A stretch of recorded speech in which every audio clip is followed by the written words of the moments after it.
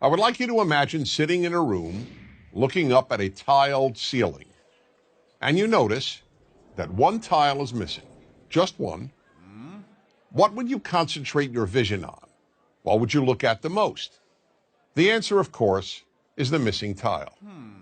Now, that's fine for ceilings. In fact, it's actually good because we can replace a ceiling's missing tile and once again have a perfect ceiling.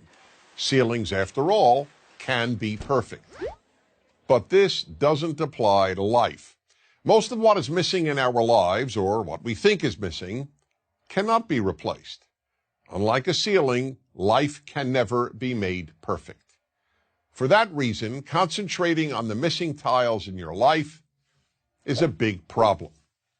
Let me give you the example that taught me this great lesson about what I call the missing tile syndrome. A bald man once said to me, "You know, Dennis, whenever I walk into a room with people, all I see is hair."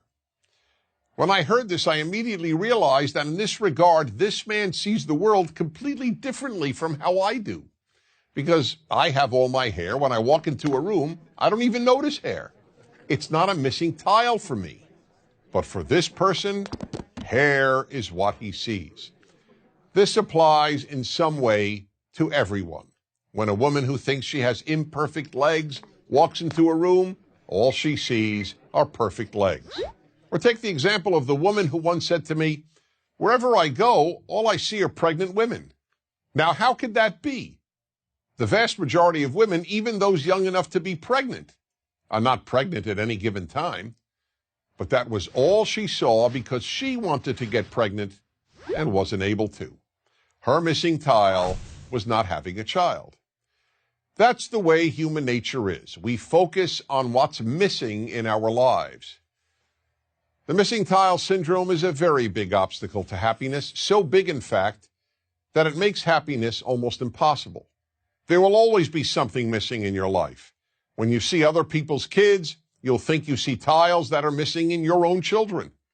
Gee, why can't my kid study as hard, or be as polite, or be as bright, or be as good-looking, or be as athletic? The same holds true regarding our spouses, our work, our looks. The list is endless. I'll give one more example.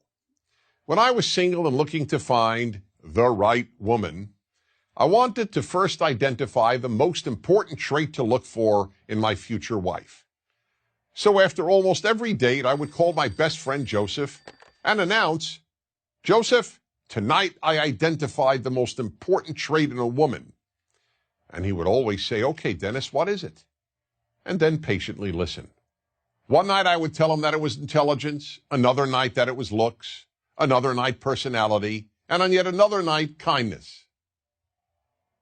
One night, as usual, I called him up after an evening out and said, "Joseph, I finally figured out what the most important trait in a woman is." But this time he didn't say, "Okay, Dennis, what is it?" Instead he said, "Don't tell me, I'll tell you." Perplexed, I asked, "How do you know? You don't even know the woman I went out with." "It doesn't matter," he said. "Whatever trait tonight's woman was missing, that's the one you decided is the most important trait in a woman." I could say nothing. He was right. Whatever that night's date was missing is what I would declare the most important trait in a woman. I hadn't yet come up with the term missing tile syndrome, but that is exactly what I was suffering from. That's the way we play tricks on ourselves and undermine our happiness, by concentrating on the missing tiles every one of us has. So we really have a simple choice. Do we focus on the rest of the ceiling, on all the tiles we do have, or do we focus on the ones we're missing? To a large extent, the answer to that question will determine how happy you will be.